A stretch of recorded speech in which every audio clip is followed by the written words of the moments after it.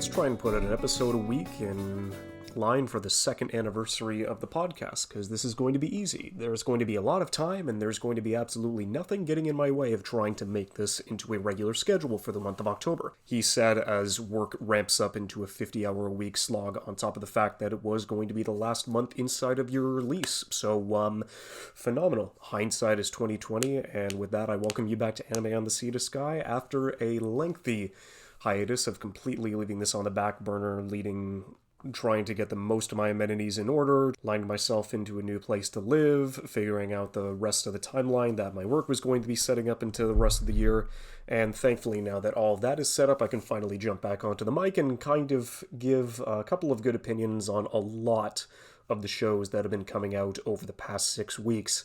This season, to put it lightly, is fucking crazy, and before we get to that, I'll at least go through and cover a handful of pieces of news leading into the stuff that's happened over the past month, where it's just personally, it's kind of nice to see that The World Ends With You Neo is actually having another opportunity to have a second birth and getting itself an option to be released on Steam.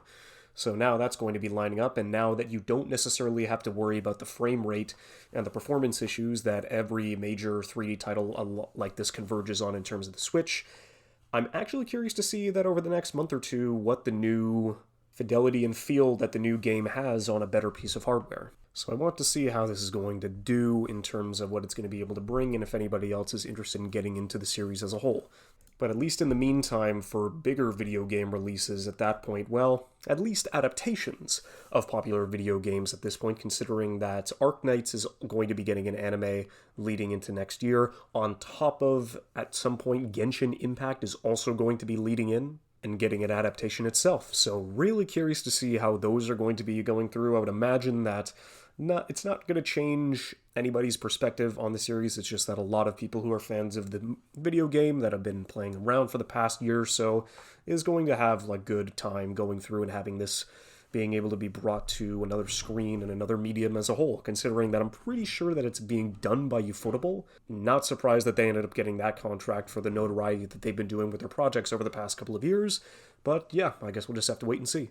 Unfortunately on my end, though, I'm going to have to wait another 3 months for the sequel season of Birdie Wing to be coming out, considering that was easily one of my favorite shows last year, just bar none, making the action of actually watching one of the most boring spectator sports inside the entirety of the sports sphere, what a fucking dumb name for it, or just the entire, scope of sports as a whole. It actually made watching golf enjoyable and exciting, considering how crazy they're able to maneuver everybody inside of the story. Just an unbelievably fun time, regardless of how much golf that you play or how much knowledge you have of the sport as a whole, considering how crazy it is and how colorful the cast is and how charming they're able to go through and make the majority of the relationships outside of this series. It's just a really fun time. And I can't wait to see what they're going to be able to do with the lead-up doubles tournament that's going to be bringing into next season. On top of that, I finally have a date for the Laid Back Camp film that we're finally going to be able to go through that's going to be displayed on Crunchyroll. And on top of that, we're going to be getting not only the Eurocamp film, but Sword Art Online, the movie Progressive, Aria of a Starless Night. Both of those are going to be popping up on the service November 24th. And even before that, you're going to not only get the original Psycho Pass movie, but Origin Spirits of the Past, as well as King of Thorns, also coming to the service down on November 17th. So that'll be relatively new, but I'm just glad, considering that I was curious when we were actually going to have the opportunity to get this film. I do know that it's going to be displayed at New York Comic Con or something, or a con related to it, either the 19th or the 20th of November. So you'll have at least an opportunity to go see that and be one of the first to go if you are ending up to head to the con later this month. But I'm just going to be excited to see what they're able to bring to the table and what it's going to be going through, at least towards the end of the month. Whether it's a look to the future as a side story, or it's going to be something that's going to bridge between seasons 2 and 3, only time will tell. But I'm honestly glad that on top of the fact that we're going to be able to see Eurocamp this month, we're also going to have confirmation of Eurocamp's third season that's either going to be coming out later next year or sometime in early 2024. But considering that we're going to be having much more atmospheric and soothing vibes that this show has been able to bring us over the past 2 seasons with the movie on the horizon, I'm really glad to see that it still gains more and more opportunities to bring us back into its world and make us a little more comfy. Kind of surprised that it's been this long, though, since now that Hyoka is 10 years old, they're going to be announcing a 10th anniversary concert. I highly doubt that there's going to be any announcements leading to any more additional content for the series as a whole, even though now I think we've got 2 new novels that have been out over the past 10 years, on top of the fact that the manga itself has gotten further into the story as a whole, and so at least we have the opportunity to get glimpses and pictures of what the events foretold in the novels that we have the opportunity to get. But at this point in time, the fact that it's actually been 10 years, not only since I actually started watching anime as a whole, but that it's been 10 years since Kyoto Animation has been able to bring this show out to the forefront, and it's still being my favorite Kyoto Animation work as a whole. I'm really glad to see that they're still giving it the remembrance that it deserves and having more opportunities for people to get into the show as a whole. And now that it's fully out on Disney Plus and Hulu, I'll at least be able to say that the next episode I'm going to do is going to be focusing mostly on the Tatami Galaxy, as well as the new OVA, movie, just additive story that they were able to bring into this new project called Tatami Time Machine Blues. Overall, I really enjoyed it, and I will have more opportunities to talk about it in the next episode, but now, before I end up having the opportunity to record this into an episode, I would definitely recommend giving it a watch either on Hulu or Disney Plus, now that it's finally out of jail, and now that everybody has the opportunity to go through and see what this is going through. Because on top of everything else, it's like, I'm pretty sure this came out like back in September. Yeah, September 14th on Disney Plus Japan, but now we have an opportunity to go through and see this streamed out in North America, legally, of course. But it's now out. Whether or not you treat this as a movie or treat this as a set of OVAs, which you can do since it's 6 episodes long, up to you. But if you enjoyed Tatami Galaxy, then I would definitely recommend going and giving this a watch as well.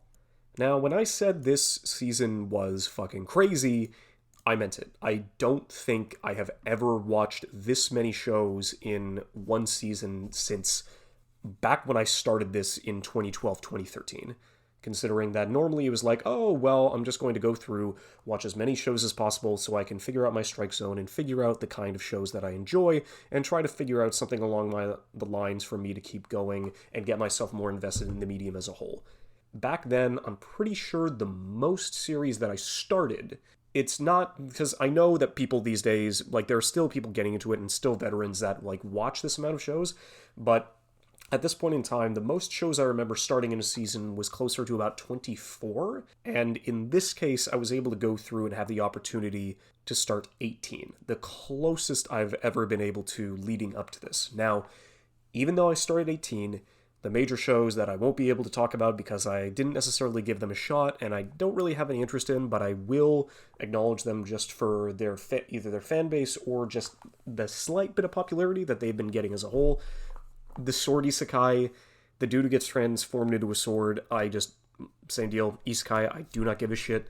Eminence of Shadow, I'm now glad to know that the joke where the dude is easily swayed by money, damn straight. I'm glad to know that this is the show that it came from, and that's honestly all I need from him because there's no real reason for me to jump into this as a whole based on the tropes and as well as the kind of show that it is leading into it. So, sure, it looks like it has some funny moments through screenshots, but there's just no way I'm going to have the opportunity to get through this. Same deal, Yowamushi Pedal is getting its 5th season on top of every other sequel that's been coming out this season. I have not started it. It's definitely not in my wheelhouse for sure when it comes to cycling, even though there are even more niche sports that I've been able to go through and interact with over the past couple of years, but it's just never really jumped into it. I'm really glad that because of how little this show is getting acknowledged, especially in terms of what it really is, because I've been reading the manga or like catching or keeping up with it kind of. It's just not really a priority. I'm just glad that they finally got to it, but the fact that Uzaki-chan Season 2 is being just so swept under the rug it's not that I'm glad that it's just not as popular as it was before. It's just considering that I think it came out what was it? I think the first season came out in 2020, so the fact that it had got any notoriety at all, considering how little was coming out around that time, definitely makes sense. And now that it's been 2 years, it's just, oh yeah, especially with the season that it's in now, the complete inverse effect where it's just, oh, the first season's going to come out in a sea of mediocrity where there's barely anything to watch, and because of something that it does slightly differently, it's going to have the opportunity to show us a little bit of its mettle and try to give it a new spin on the rom-com genre. And then season 2 comes out into easily the most stacked season of anime just in the whole 21st century, like just period. I can't remember a season of anime that has ever been this stacked before, ever. I'm pretty sure either 2015 or 2016 there was a good contender for runners-up on the rest of it, but if this season was the only season that we got for the entire year, I don't think anybody would complain, especially with not only is it going through and bringing back highly acclaimed sequels to a lot of popular shows, as well as a lot of good new projects, both adaptations and initial seasons for a handful of shows, as well as a good bunch of originals that are having their time to shine in the limelight, regardless of the competition that it's able to go through. It is fucking crazy. Oh yeah, sorry. And I guess the last two, Iruma-kun is getting its third season. I've heard nothing but good things about the rom-com Devil School parody that it's been able to go through, and it looks like I would like the style, it looks like I would like the comedy, and it looks like I would like the main couple, but it's definitely not something that's too high on my priority list, but maybe at some point in the future, closer to its end, I'll give it a shot. Same deal, but I feel a lot more strongly that this would be much more up my alley, is that Golden Kamuy Season 4 is also coming out this season.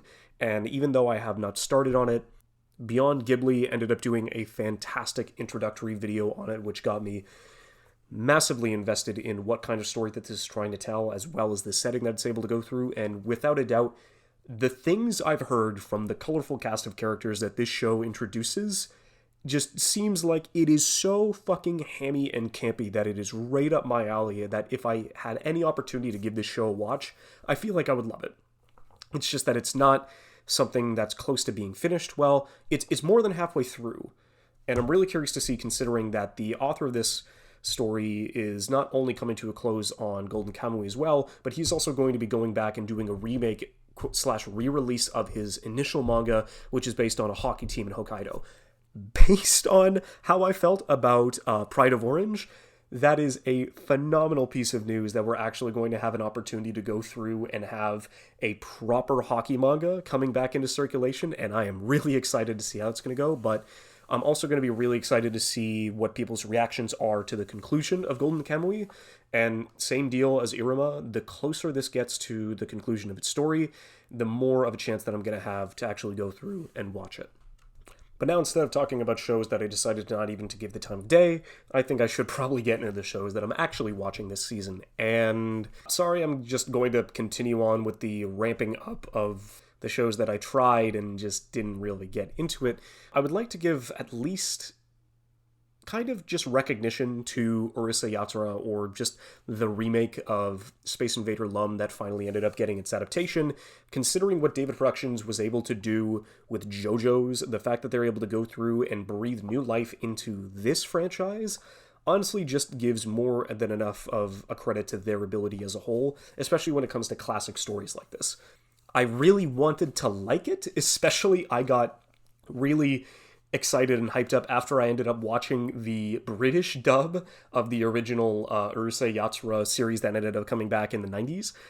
And that was extremely hilarious. If there's anything that I could give of a recommendation for this series, is to actually go and watch the highlight compilations on YouTube, because that shit is hilarious and it adds so much just color to that world, as the new remake does itself. But I will admit, it's nice to know where all of the classic rom-com tropes came from, and especially when it comes to Rumiko Takahashi's work, and it's nice to have that knowledge, but 4 episodes in, and I couldn't really figure out, because it's definitely something that is so outside of my strike zone, especially with the kind of tropes that it ends up going. It's like, okay, nice, I know where these tropes come from. Still doesn't change my mind that I still absolutely hate them. So all the rom-com stuff, considering that there is no end in sight, and then we're going to keep introducing characters from the original manga, and we're going to keep like going through with this endless cycle. Considering it's only going to be 50 episodes, I believe, so they'll be able to at least focus on the good parts of what the original manga had to offer and didn't have to essentially stretch it out into a production that had to keep lining up with the manga and to keep the sales up, that it could become better as its own thing as it like goes towards its conclusion. But I don't think for the moment that I'll stick around and just try and go through it week by week, because I was even going through that at 2x speed, and I was like, I have more than enough time for the jokes to land, but none of it really definitely seems to be hitting well for me, so I'll just kind of leave that as is. Same deal with To Your Eternity's second season. It was the final show to come out, at least in terms of the scheduling for the fall. I was very lukewarm about the initial series as a whole. It's weird considering that I had the very same thing with Fire Force's first season, where both To Your Eternity and Fire Force I watched entirely to completion, at least for their first season, but it was something that I felt like I had to drag myself through leading into it. A lot of people, I would imagine, feel a lot more strongly to Your Eternity, especially with the kind of just drama and horror that it ends up bringing, where it's like, yeah, I'm curious about the world itself and how that's going to be moving forward and how much more time we get inside of the story. But considering how little I care about not only the main character and his goal, but the fact that the cycle that we continuously get into, where it's just, oh, hey, here's a new group of people. 90% of them are going to die by the time we reach the end of this 5 to 6 episode arc. So I'm going to tell you to care about these people, because when they inevitably die 5 to 6 episodes in, I'm going to want you to feel sad so I can go and repeat this cycle over and over again to kind of give a Pavlov's dog effect. And hopefully you'll be able to at least have the opportunity to just get stuck in this loop and continue watching. And unfortunately I did, because the second 10 episodes of the first season got better, especially with Gugu, because I was really curious about how he was going to translate as a character. And then I just realized that, wow, they're just going to keep doing this thing over and over again. And not every character that they introduce into a new cycle, into a new arc, is going to be as interesting or compelling as to what the rest of the characters are. So it's just, I really do not care. And that is, at the end of the day, the biggest reason why I ended up dropping this. I think 3 or 4 episodes in, after the first mini arc that we end up getting to reintroduce the main characters and such, I did not care, especially with the fact that they are now going to be jumping timelines. They're going to jump decades by decades by decades, and if you are expecting me to go through and just attach myself to another new set of characters who are not going to be interesting and are not going to have any like major character traits, it is so mind-numbingly boring at times, where it's just, all right, I can't even remember the main dude's name. It like Mushi, Yushi, something along those lines, but it's just endless. Like an eternity of going through this cycle where it's going to be group of characters die, group of characters die, group of characters die. Do you feel sad yet? And it's just, no, maybe I felt sad for Gugu, but then everybody else, dude, I could not give a shit.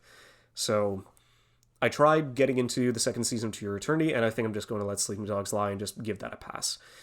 And let that go and see what essentially happens leading into it, because I ended up jumping out of the show just before Mr. Pompadour ended up showing up, and I really don't know if that is a good or a bad decision, but only time will tell. The ones that I have the least to say about are probably Yamano Susume's 4th season, because it's another like Iyashikei sort of show where it's, cute girls doing hiking things, and it's honestly nice to go through and have the opportunity to watch it. It's just the first 3 episodes were all recaps of each individual season. So the first 3 episodes were just like, oh great, we're just going to be recapping everything up to this point. And so by the time we get to the 4th and 5th episodes, which are nice and charming, I was really getting strained to even get to that point. But thankfully, now we're actually going through and getting new content.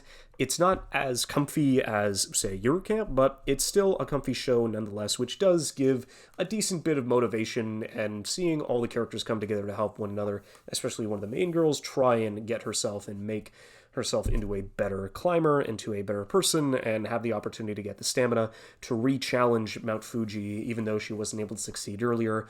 And yeah, I would only recommend this to somebody if it's like you're really looking for something that's either comfy or something that you haven't really seen before. The first 3 seasons are good because all the episodes are like 6 to 12 minutes each, so it's a really quick binge. But yeah, it's fine. It is a fine show. Let's see. Right, Berserk's Golden Age trilogy films, I've fallen off over a couple of weeks because basically what they're doing is rehashing all of the original Golden Age films that were put on Netflix into a weekly serialized television show, and they're adding a couple of minutes of new footage and new things to try and make this. In hindsight, now that I think about it, it'll be a good way to bring people into this. I understand that the late Kentaro Miura has passed, and they're trying to have the opportunity to get more opportunities and to get more things animated into his work, which for something that isn't Berserk 2016 or isn't Berserk 2018. And it's nice. This could have an opportunity to be a better way to get people into this. Like, it's, if you're saying where it's just, okay, instead of watching these 3 films, you can now watch this 12-episode series, which is basically the same 3 films, but it fills in a little more gaps because it was given a little more time as the TV schedule dictated. But now you have the opportunity to go through and re-experience this Golden Age arc in a televised format similar to the original one that came out in 95. And I still think the 95 one is better, but having this alternative is also a good thing as well. And I'm glad to see that JoJo is going to be getting its final 3rd core for JoJo Part 5 coming in December, so I'm really curious. I've been catching those up as I've been on the treadmill, and having the opportunity to watch a couple of anime episodes while doing cardio is a fantastic way to keep yourself up and keep your exercises going. I'm 20 episodes in, so I'm about halfway through the 2nd core of Part 5. I am honestly entertained for the rest of it. I'm liking this more than I did Part 4. So I'm just really... Actually, hold on. I'm getting this mixed up. No, sorry, Part 6. So the new 2nd core of Part 6, I like it more than Part 5. I like it more than Golden Wind off the start. And I'm really curious, based on the hints that they have been showing leading into the final 3rd of this series in the final half, whether or not they pull the trigger on who they're going to have to end up fighting next. I'm really curious to see how that's going to pop up. But just gonna have to wait and see. Leading into another sequel. Well, sequel, I guess, but it's just mostly the 2nd core of Spy Family. Don't really have a lot to say about it. It's more Spy Family. If you like more Spy Family, then you're still gonna like this. For me, it's a great adaptation of currently what is a fine point in the manga. It's great that we end up finally getting Bond a part of the family, and we actually have the dog joining the fray, but it's just that I liked getting into Spy Family initially. It was one of the manga, or the Shonen Jump manga, that I ended up getting in on the ground floor at before the big adaptation ended up coming through. To be fair, the best part about the 2nd core of this season so far is that the opening from Bump of Chicken is phenomenal. I absolutely adore this opening. On top of like how good the animation is, at least for the initial one, the first one is a little more stylistic and it matches the series a little better, but if anything, I love the song choice for the 2nd one, and I've been consistently listening to that since it's already on Spotify. So take of that what you will, and have the opportunity to go and add that to your Spotify plays for the rest of it, but it's still Spy Family. It's still good. Not a lot to say about it. Pop Team Epic, though, it's been a while since I've revisited this, and I definitely really enjoyed the first season with how fucking chaotic it is. I understand like how a lot of people don't really like it and think a lot of the humor is like way too off the wall and haha lol xd random, but how it's been able to go through and have a really decent batting average on a lot of the jokes and a lot of the skits that they've been able to do, especially with what they've been able to pull off in the 2nd season, I'm just really excited to see what like new pieces they were able to go through. They ended up finally coming through with the Hellshake Yano segment that they turned into an entire goddamn episode halfway through the season, and I was just losing my mind throughout the entirety of it because I knew it's like, okay, this is still going. Wait, they're going. I thought this was only going to be 6 minutes. Wait, you're telling me that the entire 12-minute segment is going to be an ACBU Hellshake Yano full episode, which was absolutely fucking insane. Like that entire bit was just phenomenal. And the mini set pieces, as well as the different animation studios and directors that they've been able to go through and have the opportunity to make their own individual stories pop, whether it's on a train, whether it's a mecha parody, whether it's a romantic yaoi B-side romance plot, it's still phenomenal what it's been able to accomplish thus far. And I'm really excited to see where exactly it's going to go, leading towards the end of the series, where we're definitely going to be jumping back into a couple of live-action segments, without a doubt. Now jumping into the shonen portion of the sequels, we finally end up having the 6th season of My Hero Academia, which I can totally understand if a lot of people jumped off the boat in season 5, considering with how up and down that season was. And I can't really be somebody to say, oh, well, no, don't worry, this 6th season, this is the big one, this is going to be the big fight, it's going to be a whole war inside of the superhero society where everything's going to be put on the line, and it's going to be a huge set piece, and everything's going to happen. And I can totally understand why nobody would be interested in that, and it's like, dude, we're 6 seasons into this superhero show, and it's already been flubbing a lot of the adaptation that it's been able to go through in both seasons 4 and 5. So what exactly are you going... What can you even promise to bring anybody back into the fold, into, like, convincing anybody to jump back into this series that time and time again has kind of just flip-flopped in quality, as well as just not giving proper arcs the time that they deserved, and also just swapping things around for a movie's sake? Why would we ever have, like, why would we even listen to anybody saying, like, oh yeah, we're now, like, what, 120 episodes in, and it's like, oh, don't worry, this is the big one. And it's just, I can totally understand why nobody would want to get back into this. And I would say the only thing that I can say about this new season is that I'm still enjoying it. It started off with a bang. It's hitting all the beats correctly, everything's like being pushed into motion, and it's been a while since I've read this part, so I'm really curious to see how I'm going to be surprised in between major points of this story.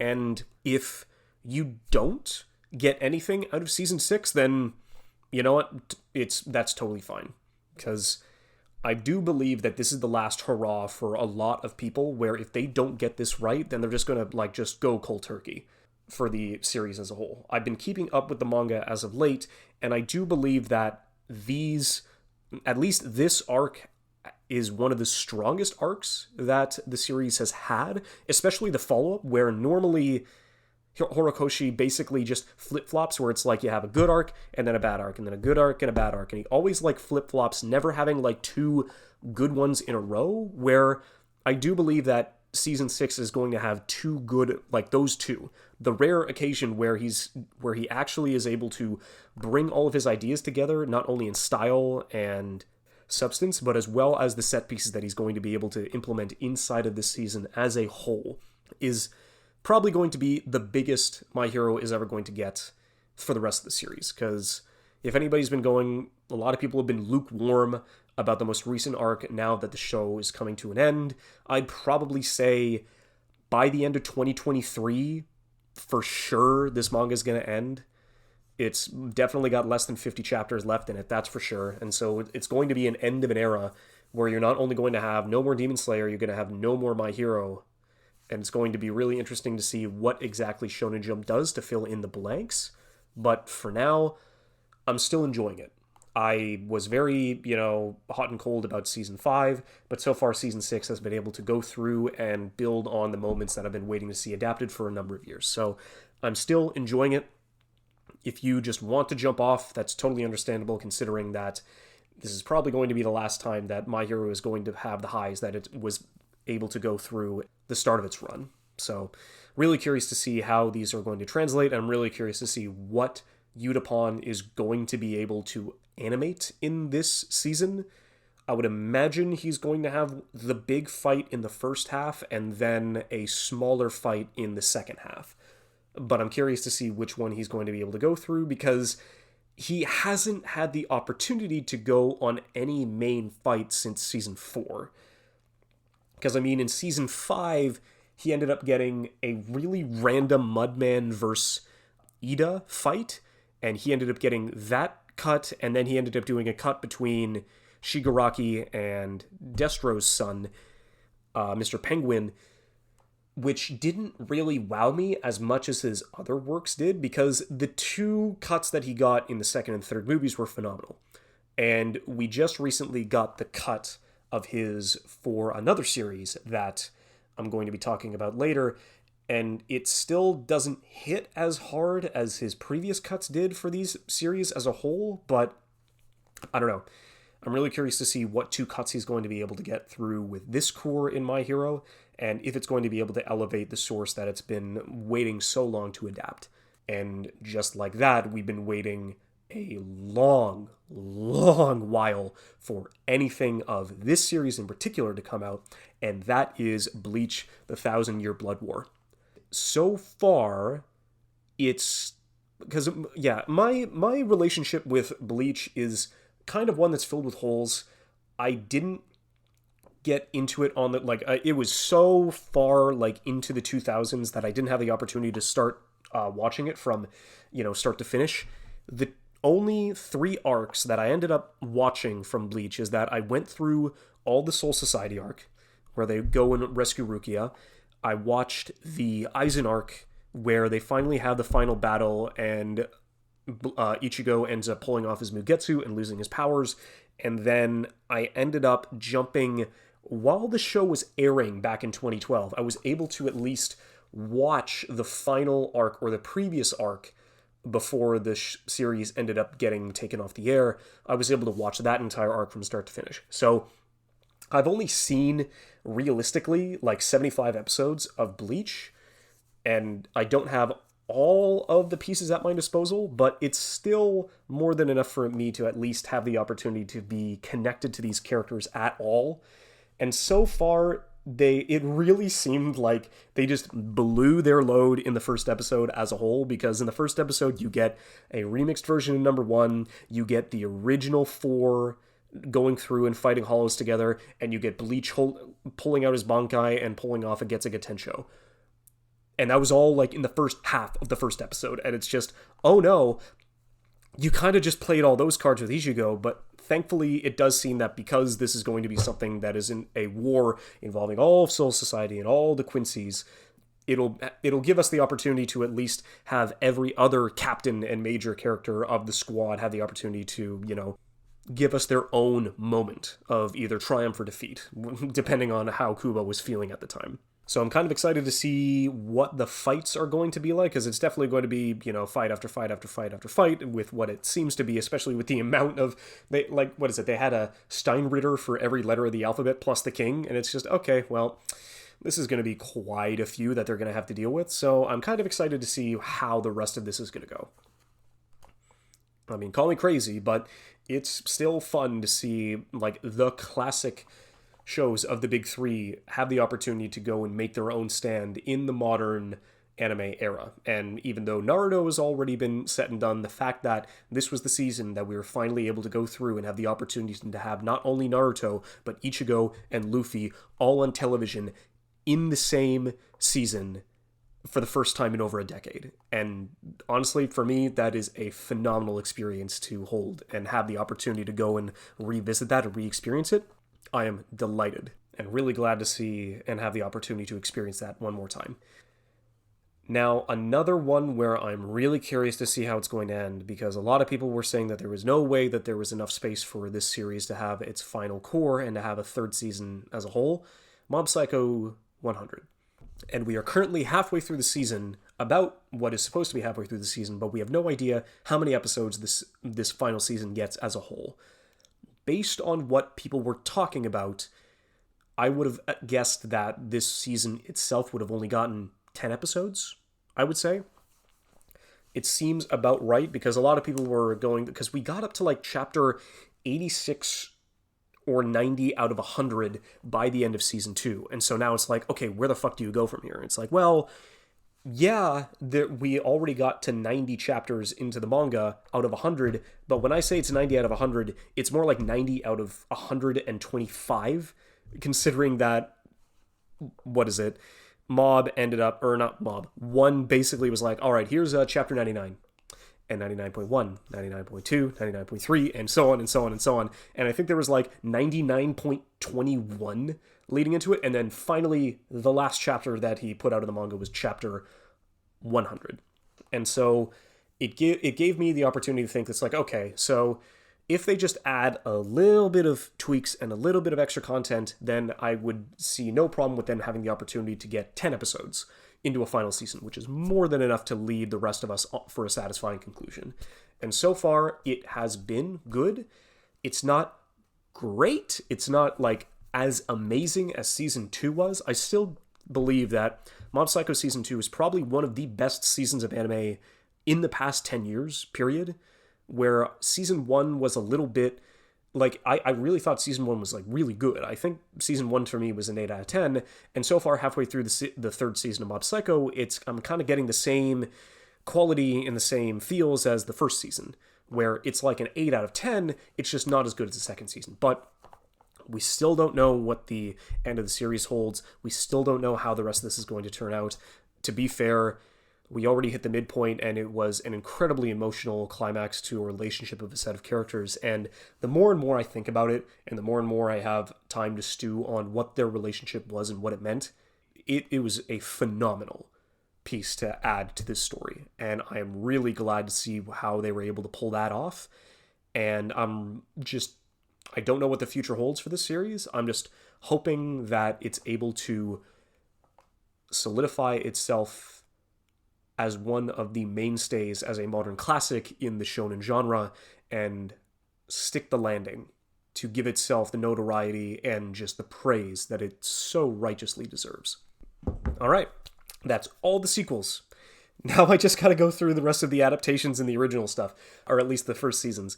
So, of all of them, that is probably the weakest is currently Blue Lock, because at least on the r/anime subreddit, so frequently do I get screenshots of a lot of the panels from Blue Lock, and it's like the way that they draw the faces of that series, especially when they're leading in towards an incredibly tense or dramatic moment, towards a goal, towards a pass, towards a big play that changes the outcome of the game. The faces and the screenshots that I've seen from this manga are just absolutely phenomenal, and they're close in the anime adaptation. There is no way I could watch this series without turning it to 1.5 times speed. Like, there's just, I don't know, there's no way. A lot of the times they have to CG a handful of the players on the pitch, which is understandable because there's a lot of players you have to go through and manage whenever you're animating at least a soccer anime for sure, or any sports anime in general.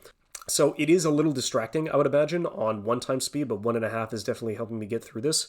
I'm waiting for the other cleat to drop in this case. I'm really hoping to see that there is a lot of major standout moments towards the second half, because so far the first half is just kinda Danganronpa with soccer, and I didn't like Danganronpa too much. And it's just this kind of over-the-top setup you would seem to think is right up my alley, because I love the hammy and corny over-the-top, but this is more like edgy over-the-top stuff. There is a demon in me. It's just, okay, dude, we get it. There's a demon in all of you, and they're trying to bring that out in order to move themselves forward through Blue Lock. I have no fucking idea, but oh boy, it's just that kind of campy stuff that doesn't really resonate too much with me. So it's teetering on the edge. I don't really know what to think about it. I'm going to watch the rest of the season. It's still holding on enough to get me interested, and I'm really hoping that at some point in time through the rest of the season, we get an extremely hype moment that at least pays off the amount of patience that a lot of people have been getting into this series for. So, I don't know, we'll see. Yua Serufu. I hate that fucking pun name, but it's gotten better as time goes on. So, DIY, do it yourself. It wasn't really the best start for me, considering that I didn't watch much of the trailers for it. I just saw a lot of the concept art and it was like, oh, this character design, she's got band-aids all over her, so it definitely seems like she's this kind of character that really wants to get stuff done with her own hands, and she's really efficient with tools, and she knows her way around a work shed to be able to go through and get the materials and create whatever she needs to it. And in reality, the main character is so goddamn clumsy that she has a near perfect attendance record to going to the nurse's office every single fucking day at school, and she can't even handle power tools correctly. I was just, oh my god, this is not as comfy as I was expecting it to be, and there is no fucking way that I want this girl to take hold of any other power tools ever again. Keep that as far away from her as possible, because if she is so clumsy and injury prone without tools at her disposal, I just really don't want her to lose a goddamn finger by the time we hit episode 12. Thankfully, as the characters have been getting together and the group starts to expand, the way that they've been able to go through and bounce off each other is getting a lot more charming. Especially, it just seems like the introduction of every character is the time where I have the biggest problem with it, because it's just, oh, on their own, it's not really that fun or enjoyable to see these people around because they just don't really have the opportunity to blend or communicate well with each other. But give it another episode and they are just right as rain, and they just slide right into the group perfectly. Or they slide into the group dynamic perfectly, sorry. But it's just seems that way with every character, because you have, I don't know, you just have the clumsy main, you've got the shy and timid secondary, then you have the child genius prodigy who also speaks a lot of English, because I think they're American, the foreign exchange student, and then finally we're trying to get the Sundere main best friend, who is so over the top in the fact that it's like, why are you two friends to begin with? Like, how the fuck did you like deal with each other leading into over the past couple of years, especially after the fact that you ended up getting into different schools because the other one was so goddamn lazy. And so every single time you interact with her, you have nothing but just hurtful and biting and spiteful things to say. It's like, Christ, tone down the Sun, please. And just join the group and like have fun with the rest of it. And so it definitely seems like it's going towards that way, especially with how they are in the opening. Like, that's going to be a foregone conclusion, but the amount of time it's taken for her to get into the group dynamic, and she just still hates almost every second of it, is just, it was kind of like irking and annoying to get used to. But now it definitely seems like we're halfway in, the group dynamic is solidified, everybody is having a lot of fun with each other, and it's gotten a lot better. I was really concerned in the initial bit, but if you're looking for like a nice DIY, soothing, comforting show that'll get you, you know, inspired to at least go and do some crafting of your own, then sure, I would definitely give Do It Yourself a solid recommendation to anybody who hasn't had the opportunity to watch it. Now, I don't want to say anything about this next show, because the more blind you are leading into this, because the less you know about this show, the better leading into it. I mean, Akiba Made War, that's all I can say, and to keep your expectation down on the ground floor, it's like, oh, it is a late 90s original anime about maids, and how the maids interact with the world inside of Akihabara, and how the majority of that moves forward, and how they interact with the rest of it, where it's like you've got maids that are in their 30s, maids that are in their teens, maid managers that are absolute irredeemable pieces of shit, but they somehow keep getting away with it. I don't know, I don't really want to give too much away about the show, but if you want something that is so far removed and different than anything that we've got this season, I would definitely recommend Akiba Made War. Just go in blind and have the opportunity to go and see it with a fresh pair of eyes. I don't think you'll be disappointed. Now, for an original, well, no, not an original, an adaptation of something that I actually want to talk about, because both Bocchi the Rock and Akiba Made War were the two shows leading into this season that I had absolutely no expectations for and knew absolutely nothing about. In fact, I was more turned off by Bocchi the Rock in the first place because it's just, oh, high schooler joins a band of 4 and they're not learning how to play guitar. They know how to play guitar, but it's just they are so ridiculous ridiculously introverted and inept at communication and conversation that that Bocchi has no fucking idea how to go through and move forward and communicate with people outside of playing guitar. And normally that would be a recipe for disaster. It's one of the main reasons why I ended up dropping Hitori Bocchi, considering that it's just like, oh, I'm only supposed to feel pity for this character, and she is not engaging. She's only slightly cute and only sometimes do the jokes land with the rest of the ensemble cast that they have, but the majority of the time it just falls incredibly flat. Bocchi the Rock, on the other hand, the creative ways that they're able to go about setting up these scenarios and all the comedy and all the back and forth between the characters and what they're able to accomplish with the dynamic that they've got going on with the rest of the characters is so fucking funny.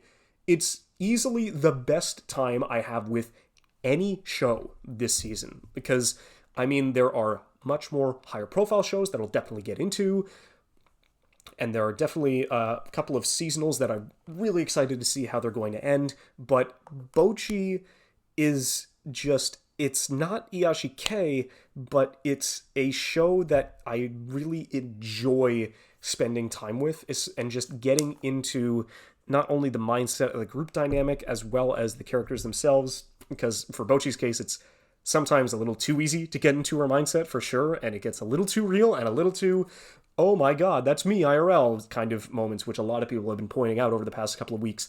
But you know what? It is such a fun and funny time.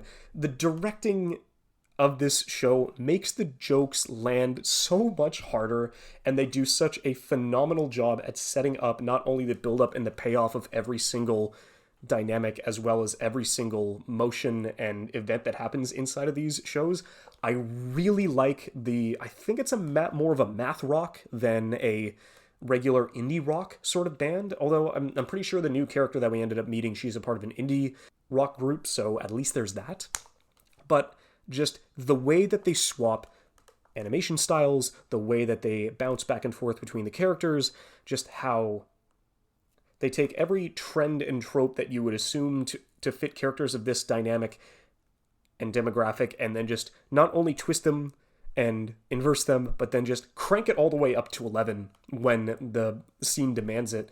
And just not only switching the styles, but then just jumping so far out of the realm of what like regular animation is, and it's just like, no, you know what? We're just going to throw in some like live action footage as well, just to substitute something that happens inside of the show, and it does a better job than you could have done animating any other way inside of the show, and it makes the jokes just so much funnier by comparison. It's just, I don't know, it is a comedy first and foremost, but you also, like, with the same feelings with K-On!, where people have been saying it's Hitori Bocchi and it's K-On! And mixed up, but what the series is able to accomplish on its own merit, especially with just the craft and the experience that the people making this show, like, especially when it comes to the music that they perform, is just so phenomenally well put together. And they've been putting out all their songs, the OPs, the EDs, the insert tracks. They've been doing them on YouTube, and they have been really enjoyable to listen to, even outside of the show. But I mean, you know, person by person, it just all depends on what your taste in music is, where some will like it and some won't. But it is just so up my alley and so far inside my strike zone that it's just easily my favorite show to watch week by week, because I know I'm going to have a good time. I know that I'm going to laugh my ass off, and I know that there's going to be a lot of good pieces of not only comedy, but scenarios and set pieces that I don't really have or I don't just get to see a lot in anime, period. So I'm really happy that this show itself, it's been gaining more traction and more popularity as the season goes on, in the middle of a plethora of amazing sequels and adaptations and original pieces. I'm just glad that it is sitting near the top of the list and more people are getting into it, because it is honestly just such a fun time, and I would definitely give it a recommendation if it is anywhere inside of your wheelhouse. And hopefully you'll have as much fun as I'm having with it. Now, original, I guess. I can't remember if they ended up doing a spin-off manga or what they were able to go through and lead into it, but we are now getting the first female lead in a Gundam franchise in Gundam Witch from Mercury. And so far, it has been really enjoyable. The only prerequisite you have to go through, you don't have to know a single thing about Gundam, or just the type of weapons that they use, the different models, the new types, and all that other stuff. You can go into this completely blind off the sense that this is literally just Revolutionary Girl Utena with mechs. It is just so fun to see all the characters like bounce off the rest of the pieces of that story. I'm really concerned about the future of a lot of characters, considering that this is still a Gundam story. This is still a story that is happening in the midst of an interspatial war that also has spacism between people born in space and people born on Earth. It's just like all the same kind of ideas that a regular Gundam goes through, but the mystery is that it's still able to incorporate all of the classic threads and tropes that you still get in a regular Gundam property are still here, but used in more creative as well as interesting ways to kind of change up the dynamic with a lot of the characters.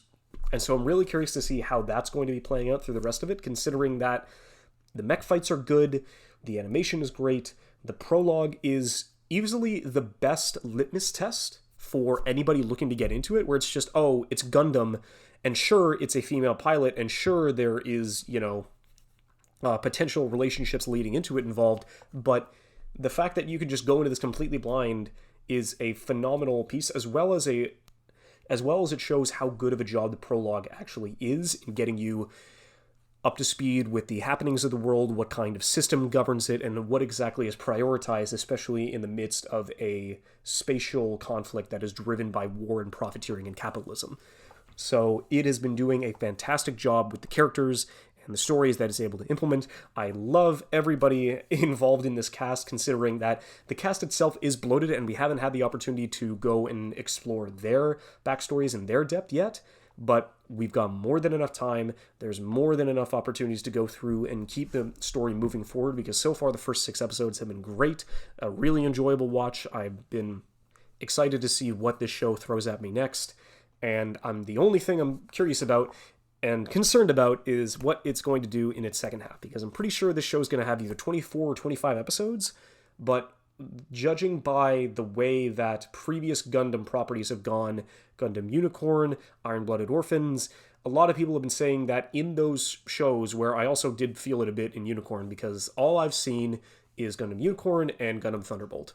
And apparently in even the more modern Gundam adaptations, where it has a very, very strong first half, and just not an abysmal, but they end up just dropping the ball on the second half of the story, because they don't really know to take all of the ideas and all the conflicts and all the characters and what they've been able to build them up to and just conclude the story in a satisfying way.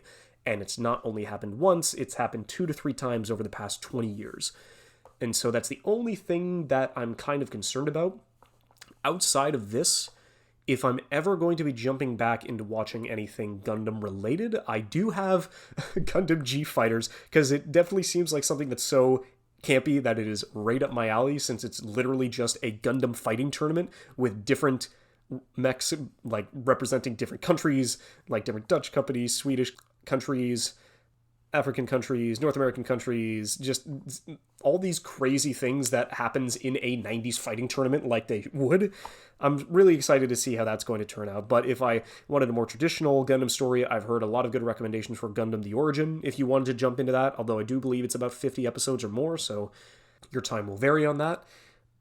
But I've heard nothing but good recommendations for it, at least, so there is that. But for now, Gundam Witch from Mercury has been a really enjoyable time, setting up a lot of mysteries and building up a lot of events that are going to be popping up later in the story, and I really just hope that it keeps doing this all the way through, and the second half is just as satisfying as the first half that we've been given. So, you want to talk about Chainsaw Man? I really like it. I don't know what to say. I really have been enjoying the first 6 episodes of Chainsaw Man so far. 6 or 5. It's been leading into it, considering it did have a later start, so I think we're 5 episodes in now, and so far I have not disliked a single part about it. Maybe the pacing, but even then, that is just so minuscule in comparison to all the things that this adaptation has been nailing and been doing right. This is definitely the series that I was extremely glad that I was able to get in on the ground floor. I haven't read any of Tatsuki Fujimoto's yet outside of his one-shots, considering that Goodbye Eri is easily like one of my favorite pieces of fiction, period, that has come out in the past year. It is really up there. At some point, I do believe that I'm going to be reading Fire Punch, which was his previous manga, and I'm really curious to see how that's going to translate into what exactly Chainsaw Man has been doing, because I believe Chainsaw Man began publication back in 2018, and I don't know. Like, there's a lot of stuff that it's been a while since I've been able to go through and revisit it, so even though I know what's going to be happening in the major pieces and the major events that's going to be pushing forward, and I kind of have an idea where they're going to end this season, I am just really excited to see how the rest of this is going to play out, because this is really being played out like a Coen Brothers movie or like a Tarantino movie. The cinematography's great. The way that, where it was just like, yeah, people can say that the pacing is a little awkward considering that they covered just one chapter in the first episode. But if there was ever going to be a chapter that actually gets an entire episode adapted to it, it would definitely be the first one, considering that it did a really good job bringing people into the world, settling out its rules, giving the opportunity for us to not only emphasize the main character, but kind of just get an idea about what he wants and what he went through and why he deserves to have a better life in a world that is completely unforgiving and doesn't give a shit about him or any of the people that he knows. But so far, I don't know. I don't really know what to say about Chainsaw Man. All I know is that considering how high my expectations were since the onset about a year ago, I'm really excited to say that they are not exactly living up to the expectations, but they're not just fuck it. They're totally living up to expectations. I really do love and enjoy this series. There has not been a bad episode yet, and I'm really curious to see what the rest of the fights are going to be leading into the second half of the first season. I know that a lot of people are going to be disappointed, especially with now they know exactly who Denji is, what the just style and theming for the show is, especially like the grungy aesthetic that's been leading into it. I do believe that the color palette is a little bit muted, but the way that the characters are able to interact and just show what their dynamic brings to the fold adds so much color to this franchise as a whole. And I'm just still excited to see what exactly is going to be happening and how they adapt to the earlier parts of this series, because like I said before, it's still been about 4 years since I've touched any of the parts of this initial story. And I'm really excited to see how they're going to be able to go through and push the rest of this series forward, and how exactly Mappa's bet with how this series is going to do, not only financially, but just as a notoriety piece as well inside the worldwide market. Because they put a lot down in order to fund and just solely and be the sole proprietor of this series as a whole. And so I'm really hoping that for that, at least, because the first half of this has still been a really exceptional adaptation, I'm just hoping that just because it's exceptional now, that the sales that it brings and how much they're actually going to be able to make off of this huge gamble, I hope that at the end of the day, it's going to live up to the expectations and give them more than enough of a reason to continue on and have the proper confidence to continue on the series, because I know that they're going to be doing more than one season, especially with how much they've been able to invest in it.